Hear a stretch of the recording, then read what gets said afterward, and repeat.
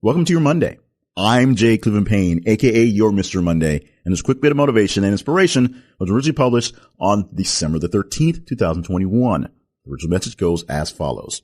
If your need to heat your house gets so dire you have to consider burning the furniture, you may find you will soon run out of both fuel for the fire and furniture to lounge on.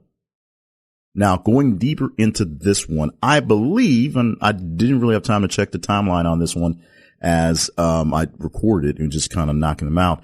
I believe this was inspired by last year. I know it happened last winter.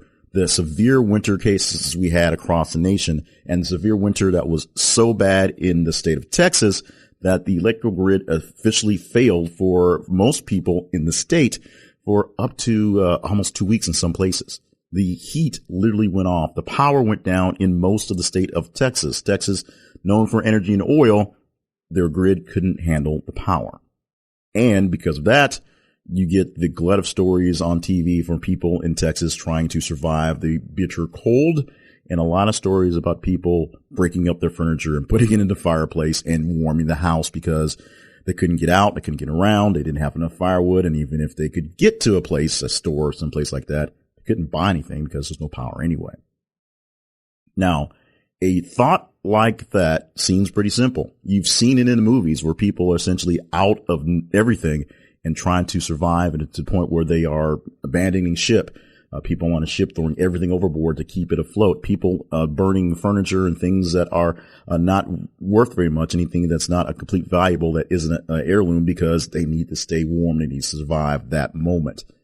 When you're in the direness of surviving the moment, nothing really matters but surviving the moment. But in most cases, when you have a real emergency, a real tragedy, you do have a second thought, which sometimes turns to be a bad thought and deadly, where you want to save your stuff. If you're in the middle of a fire, people want to save the pictures. You know, they want to grab their valuables. They want to grab a couple pairs of shoes, if not, so they don't be stuck down with nothing when the fire overtakes their house and they think they're going to end up with nothing. The valuables that are valuable, plus the valuables that are heirlooms that are priceless because they can't be replaced, are big deals. But let's think about the situation we had last year, or what we're talking about essentially in this message. This was a case where survival was pretty simple. You are cold. You need heat. You have a source of heat. You have wooden furniture, and it's not fake plywood or that board. It's really just sawdust and glue. You can use that and you can put it in the fire. You can keep yourself warm. And the problem you have is, once you are back to a state of norm, back to warmth, now you have to get more furniture. That doesn't seem like a bad trade-off if you're in dire straits. But if you're not quite in dire straits, then you don't have to put yourself into that sort of dilemma. Now, I'm not telling you that if you're ever someplace where you are essentially out of power and freezing cold and that you want to start burning your dining room table, I'm not telling you not to do that, because that may be the best thing to do.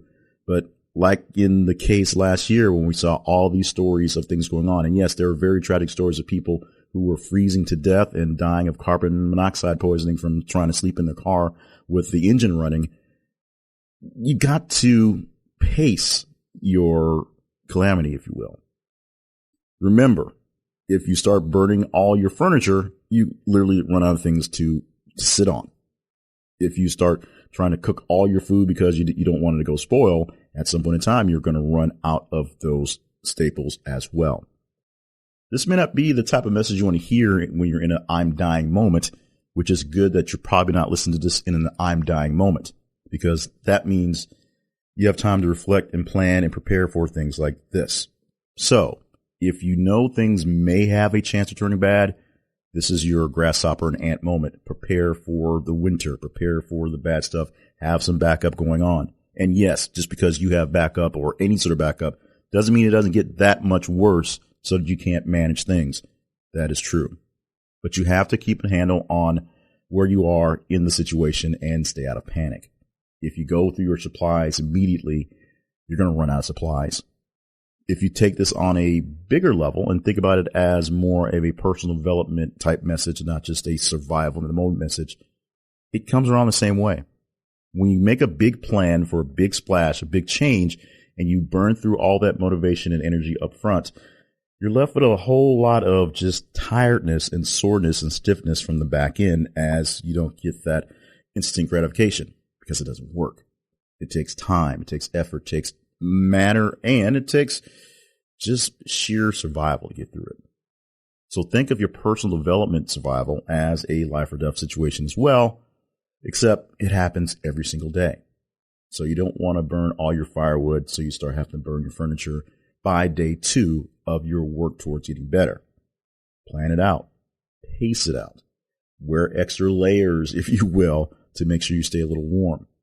And if you do find yourself in a situation like we had last winter with bitter cold across the nation and the weird situation in Texas, then make sure if you have a little bit more, you have the ability to share a little bit more with those who don't have a little bit more. That's what the real message is about this one is. Because other people find themselves in dire straits, just like this one, burning furniture to stay alive. And if you can manage a way to share a little wealth, share a little warmth, if you will, to help things go along, we will all be much better. Don't get too much of a panic that you just start getting rid of your resources immediately because you think you have to survive this moment. Problem is, you're not sure how long this moment is going to be, so always be prepared to pace yourself. If your need to heat your house gets so dire you have to consider burning the furniture, you may find you will soon run out of both fuel for the fire and furniture to lounge on. This original message was published on December the 13th, 2021 from Welcome to Your Monday. For more messages like this one, plus books, merchandise, and other information related to this project, visit the website, welcometoyourmonday.com.